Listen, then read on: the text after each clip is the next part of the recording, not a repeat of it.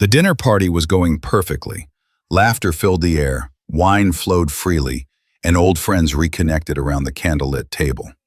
Then Rachel decided to make a joke at her husband's expense. "Maybe Tom should skip dessert," she said with a laugh, patting his stomach. "We don't want the fat pig getting any bigger, do we?" The room went silent. Tom's fork clattered against his plate. Their friends stared at their napkins, anywhere but at Tom's face. What Rachel didn't know was that Tom had just received life-changing news that morning. News that would turn her cruel joke into the biggest regret of her life and start a chain of events no one saw coming. Before we continue with this incredible story, please kindly subscribe to my channel and hit that like button. It really means a lot to me. Share this video with someone who needs to hear it. You won't believe where this story goes. Now, let's get back to what happened next. "I'm hosting the dinner party at our place on Saturday," Rachel Chen announced, scrolling through her phone as she sat in their Denver living room. "The Hendersons are coming, plus Mike and Jennifer from your office." Tom looked up from his laptop where he was reviewing quarterly reports for his accounting firm. "That sounds nice. What can I help with?" Rachel barely glanced at him. "Just stay out of the way in the kitchen, and maybe wear that black shirt. It's more slimming." Tom felt the familiar sting but said nothing. Over the past 2 years of marriage, Rachel's comments about his weight had become more frequent, more cutting. He wasn't obese, just carrying an extra 30 pounds from years of desk work and stress eating. But to Rachel, who spent 2 hours daily at her boutique gym, it was unforgivable. Later that evening, Tom stood in front of the bathroom mirror. At 34 years old, he had a kind face, warm brown eyes, and yes, a softer midsection than when Rachel first met him. His phone buzzed, a text from his best friend Derek. "Looking forward to Saturday. Haven't seen you guys in weeks." Tom smiled, remembering college days when he, Derek, and Mike would stay up all night playing video games and eating pizza, back when Rachel wasn't around to count his calories. On Friday morning, Tom sat in Dr. Martinez's office at Denver Medical Center. He'd been coming for routine checkups about his weight, but today's appointment was different. "Tom, I need to talk to you about your test results," Dr. Martinez said, pulling up files on her computer. Tom braced himself for another lecture about his BMI. "You have a tumor on your adrenal gland," she continued gently. "It's called a pheochromocytoma. It's been causing hormonal imbalances that led to your weight gain and high blood pressure." Tom stared at her. "A tumor?" "The good news is it's almost certainly benign, and it's operable," Dr. Martinez explained. "But this explains everything. Your weight gain despite dieting, your fatigue, your blood pressure issues. None of it was your fault, Tom." "None of it was my fault," Tom repeated slowly. "I've scheduled you for surgery 3 weeks from now with Dr. Patterson, one of the best endocrine surgeons in Colorado," she continued. "After we remove it, your metabolism should normalize. Most patients lose significant weight naturally within 6 months." Tom drove home in a daze. For 2 years, Rachel had made him feel lazy, undisciplined, broken. Now he had medical proof that his body had been fighting against him all along. He pulled into their driveway but didn't get out immediately. Should he tell Rachel? Part of him wanted to see her face when she realized how wrong she'd been. But another part of him, the part that had absorbed years of her criticism, wanted to wait, to see what she would do without knowing the truth. Saturday evening arrived. Rachel had transformed their dining room into something from a magazine spread. White tablecloths, fresh flowers, artisan bread, and an elaborate menu she'd been preparing all day. Tom helped where he could, setting out wine glasses and arranging chairs. He wore the black shirt as requested. Derek and his wife Amanda arrived first, followed by Mike and Jennifer. Then the Hendersons, Paul and Susan, Rachel's friends from her marketing firm. "Tom, man, it's been too long," Derek said, pulling him into a hug. "Good to see you, buddy." They gathered around the table as Rachel served the first course, a delicate butternut squash soup with microgreens. "This is incredible, Rachel," Susan said. "You should have your own restaurant." Rachel beamed. "I've been taking online culinary courses. It's important to me that we eat healthy, whole foods." She glanced meaningfully at Tom. The conversation flowed easily. Derek told stories about his new consulting job. Mike complained about their boss at the accounting firm. Amanda shared photos of their recent trip to Iceland. Rachel poured more wine, her cheeks flushed with success. The evening was going exactly as she'd planned. Then came the main course, herb-crusted salmon with roasted vegetables and wild rice. "There's chocolate lava cake for dessert," Rachel announced as she served each plate. "I made it from scratch." "My favorite," Tom said quietly. Rachel set down the serving dish. "Well, we'll see. Maybe you should have fruit instead." "Come on, Rach," Derek said lightly. "Let the man have cake." "Derek, you don't understand," Rachel replied, refilling her wine glass. She was on her third glass and her words came easier, looser. "I have to be the food police around here. Otherwise, Tom would eat everything in sight." An uncomfortable silence fell over the table. Tom focused on cutting his salmon into precise pieces. Jennifer changed the subject quickly. "Rachel, you mentioned you're working on a new campaign." But Rachel wasn't ready to move on. The wine had loosened something in her, some need to justify herself, to make them understand her burden. "It's exhausting," she continued, trying to keep him healthy. "I meal prep, I portion control. I basically have to hide snacks in the house." "Rachel," Tom said quietly, "not now." "What?" "It's true." She looked around the table. "You guys remember what he looked like in college, right? He used to be fit. Now look at him." Derek and Mike exchanged glances. Amanda stared at her plate. Tom's face burned red. "Can we please just eat dinner?" "I'm just being honest," Rachel said, her words slightly slurred. "Someone has to care about your health since you clearly don't." Paul Henderson cleared his throat. "Rachel, maybe we should talk about something else." But Rachel was on a roll now, emboldened by wine and the attention of an audience. "You know what Mike called him at the office? They have a nickname for him." "Rachel, stop," Mike said firmly. "No, they should know. They call him the stay-at-home accountant because he never joins them for company runs." She laughed. "Which is pretty funny, actually." Tom set down his fork carefully. His hands were shaking. "And don't even get me started on the beach vacation we had to cancel because he didn't want anyone seeing him shirtless," Rachel continued. "Do you know how embarrassing it is when your husband won't even go swimming?" "That's enough," Derek said, his voice hard. But Rachel had passed the point of stopping. She stood up to get another bottle of wine, slightly unsteady. As she passed behind Tom's chair, she patted his shoulder. "Maybe Tom should skip dessert," she said with a laugh, her hand sliding down to pat his stomach. "We don't want the fat pig getting any bigger, do we?" The words hung in the air like poison. Tom pushed back his chair and stood up. His face had gone from red to pale white. "Excuse me," he said quietly. He walked out of the dining room, through the kitchen, and out the back door into their yard. Derek stood immediately. "What is wrong with you?" "What?" "I was just joking," Rachel said, suddenly defensive. "He knows I'm kidding." "That wasn't a joke," Amanda said coldly. "That was cruel." "Oh, please, everyone's so sensitive." Rachel waved her hand dismissively. "Tom and I joke like this all the time." "No," Mike said, standing up. "You joke like this. I've never heard Tom say one negative word about you." Jennifer was already gathering her purse. "We should go." "But we haven't had dessert yet," Rachel protested, looking around in confusion as her carefully planned evening collapsed. "I've lost my appetite," Susan said, and Paul nodded in agreement. Within 15 minutes, all their guests had left. Rachel stood in her perfect dining room, surrounded by half-eaten food and abandoned wine glasses, alone.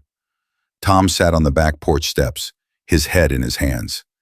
He heard the front door close repeatedly as their friends left, then silence. After a while, the back door opened. Derek sat down beside him. "Thought you'd left," Tom said. "Amanda took the car home. I told her I'd get an Uber later." Derek handed him a beer from his jacket pocket. "Figured you might need this." They sat in silence for a minute. "How long has she been like this?" Derek finally asked. "About a year. It got worse gradually." Tom took a sip of beer. "At first it was just suggestions, helpful tips about eating better. Then it became criticism. Now," He gestured vaguely toward the house. Tom, that's abuse. It's just words. Words can be weapons, Derek said firmly. I watched my dad tear my mom down with words for years. This is the same thing. Tom was quiet for a moment. Then he said, I have a tumor. Derek turned to stare at him. What? Found out yesterday. It's on my adrenal gland. It's been causing hormonal problems, making me gain weight no matter what I do. Tom's voice was flat, emotionless. All this time it wasn't my fault. My body was literally working against me, and she was calling me a pig.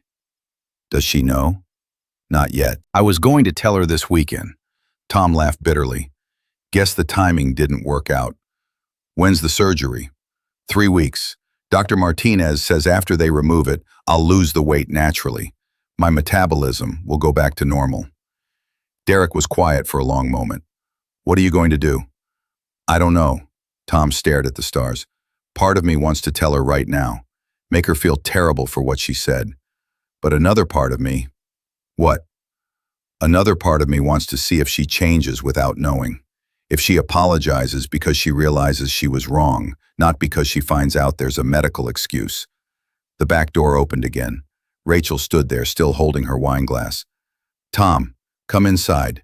We need to clean up. I'm not coming inside, Rachel. Don't be dramatic. It was just a joke. Derek stood up.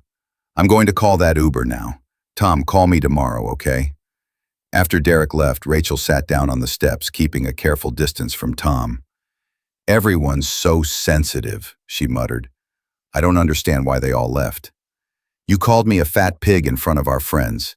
It was a joke, Tom. You know I didn't mean it literally. Tom turned to look at her.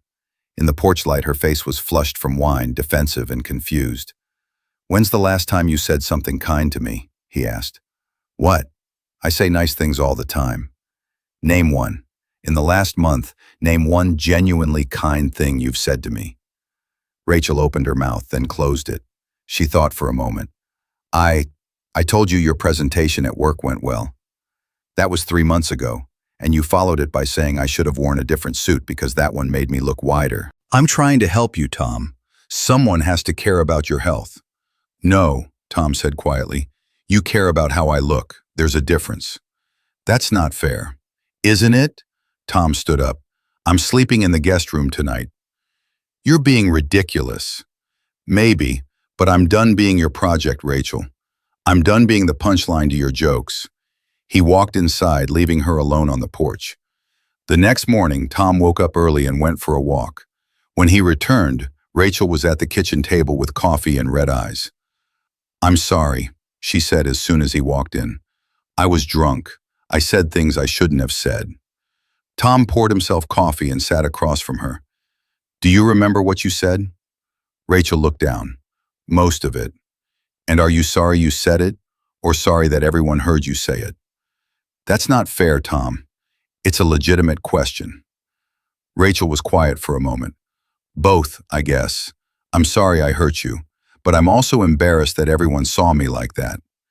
At least you're honest. Tom sipped his coffee. Rachel, when did you start seeing me as a problem to fix instead of a person to love? I don't see you as a problem. Yes, you do. Every comment about my weight, every suggestion about what I should wear or eat, every time you pat my stomach or make a joke, you're telling me I'm not good enough as I am. Tears rolled down Rachel's face. I just want you to be healthy. No, you want me to look a certain way. There's a difference. Is this about the pig comment? Tom, I swear, I didn't mean. It's not about one comment, Tom interrupted. It's about the pattern.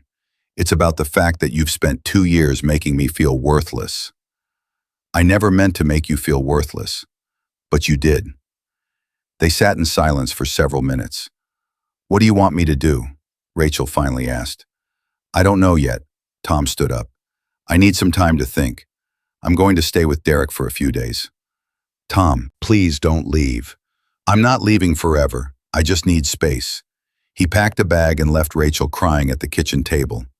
Tom spent the week at Derek and Amanda's house. He went to work, came back, helped cook dinner, and tried to figure out what he wanted. On Wednesday, his phone rang. It was Rachel. "Tom, your mom called the house.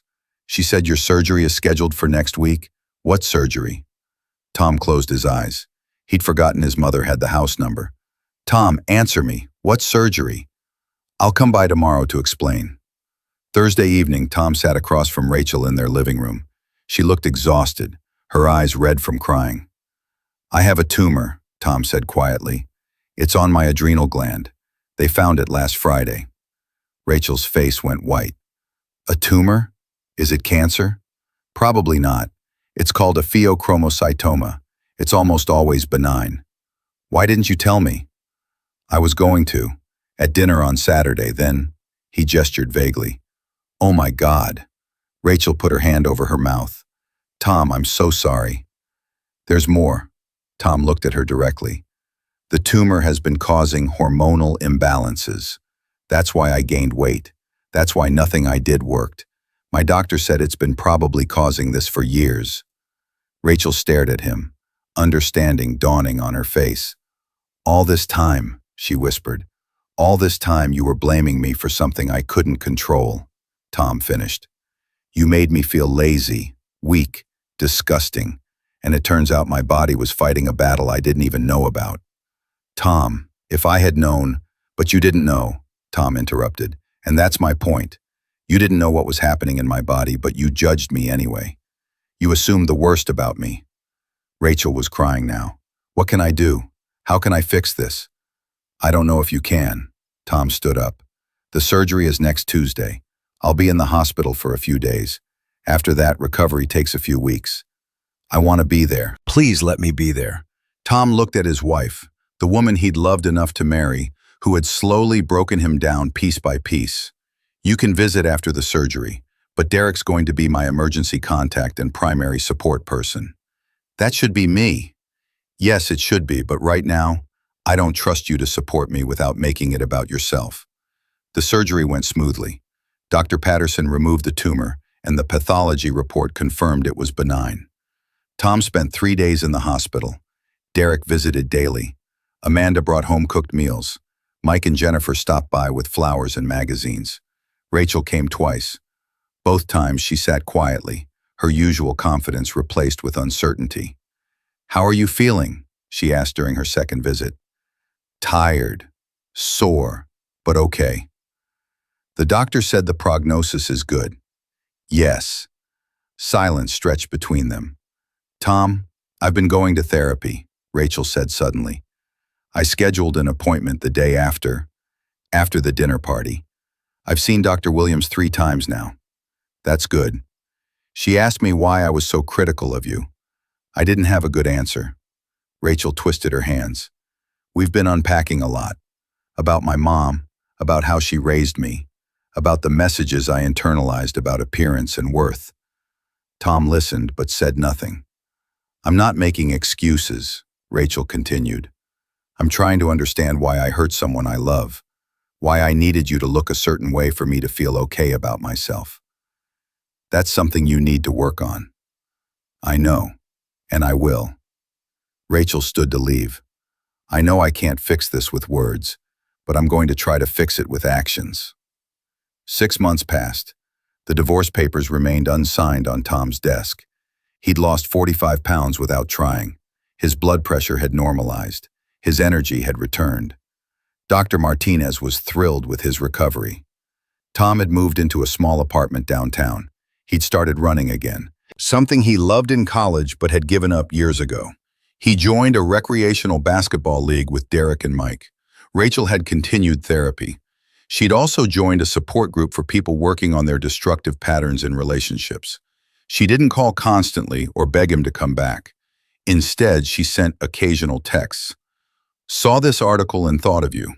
Hope work is going well. The garden you planted is blooming." 3 times she invited him to dinner. 3 times he declined. On the 4th invitation, he said yes. Rachel had sold their large house and moved into a modest condo. When Tom arrived, he barely recognized her. She'd cut her hair short. She wasn't wearing makeup. She looked nervous in a way he'd never seen her before. Vulnerable, uncertain, real. "Thank you for coming," she said, letting him in. Dinner was simple: grilled chicken, roasted vegetables, and a salad. Nothing fancy or performative. "I'm not trying to impress you," Rachel said as they ate. "This is just dinner. It's good." They talked carefully at first. Rachel told him about her therapy breakthroughs, about realizing how much of her self-worth was tied to external appearances, about learning that her mother's constant criticism had taught her that love was conditional on perfection. "I'm not saying that excuses what I did to you," she said, "but it helps me understand it." Tom told her about his new apartment, his running, his promotion at work, about how losing the weight had given him energy but hadn't magically fixed everything else. "I thought I'd feel completely different," he admitted, "but I'm still me, just healthier." After dinner, they sat on her small balcony with tea. "I signed the divorce papers today," Rachel said quietly. "They're in an envelope on my desk." Tom looked at her in surprise. "I've been holding on to them like holding them unsigned meant I hadn't really lost you," she continued. "But Dr. Williams helped me realize that was selfish. I hurt you terribly. I broke your trust, and I need to let you make whatever choice is right for you without pressure." "Rachel, wait, let me finish." She took a breath. "If you sign them, I'll understand. I'll accept it. You deserve someone who sees your worth without needing a medical diagnosis or a wake-up call to treat you with basic human kindness. And if I don't sign them, then I'll spend every day of the rest of my life proving that I can be the partner you deserve. Not perfect. I know I'll make mistakes. But conscious, aware, working every day to be better." Tom was quiet for a long moment. "I don't know what I want yet," he finally said. "That's fair. But I'm willing to keep having dinner with you, to see who you're becoming, and to figure out who I'm becoming too." Rachel smiled, tears in her eyes. "I'd like that." As Tom drove home that night, he thought about the past year, about how a moment of cruelty had shattered everything, but also forced both of them to look at themselves honestly.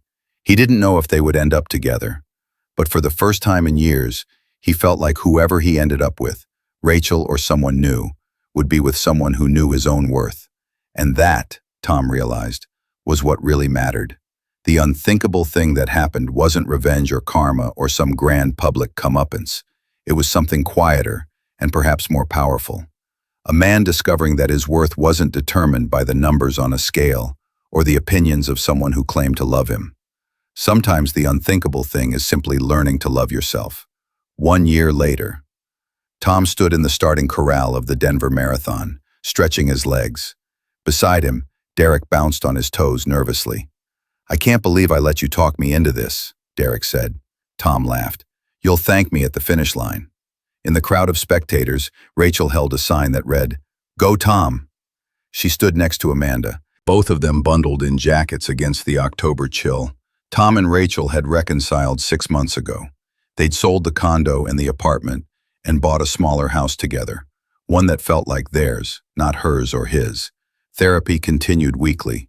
Conversations happened regularly about boundaries, respect, and what they both needed to feel valued in the relationship. It wasn't perfect, but it was real. The starting gun fired. Thousands of runners surged forward. As Tom ran, he thought about how far he'd come, literally and figuratively. Not just the physical distance he would cover today, but the distance from that terrible dinner party to this moment. He'd learned that medical conditions could cause weight gain, but that wasn't the most important lesson. The most important lesson was that he deserved respect, regardless of the number on the scale. At mile 13, he spotted Rachel and Amanda cheering. Rachel's eyes were bright with genuine pride. "You're doing amazing," she shouted. Tom grinned and kept running. He crossed the finish line 4 hours and 23 minutes later, exhausted and elated. Rachel was there waiting, wrapping him in a hug despite his sweaty state. "I'm so proud of you," she said. "Thanks for coming. I wouldn't miss it." That evening, back at home, they sat on their back porch with takeout pizza and beer, something that would have been unthinkable 2 years ago. "Can I ask you something?" Rachel said. "When did you decide to give me another chance?" Tom thought for a moment. "At that dinner at your condo, when you said you'd signed the divorce papers. when I realized you were finally putting what I needed ahead of what you wanted. Do you ever regret it, giving me another chance? Sometimes I wonder what would have happened if I'd walked away completely, Tom admitted. But then I think about how much we've both grown, how much we've learned, and I think, maybe some things are worth fighting for. Rachel leaned against his shoulder. I won't ever take it for granted again, you giving me this chance. Good, because I won't give another one. They sat in comfortable silence watching the stars appear. The dinner party felt like a lifetime ago. The cruel words, the humiliation, the breaking point, all of it had led to this moment of quiet peace. Tom had learned the truth about his body, about respect, and about his own worth. Rachel had learned that love without kindness is hollow, and that true partnership requires seeing your spouse's full humanity. They weren't the same people who sat at that dinner table. They were better, scarred, aware, and conscious of the work it takes to build something real. And sometimes, Tom thought as Rachel took his hand, that's exactly what unthinkable looks like. Not revenge or vindication, but transformation and second chances earned through genuine change. The fat pig comment had been meant to wound. Instead, it had been the catalyst for something neither of them expected. A complete renovation of who they were, individually and together. And in the end, that was worth more than any comeback could ever be.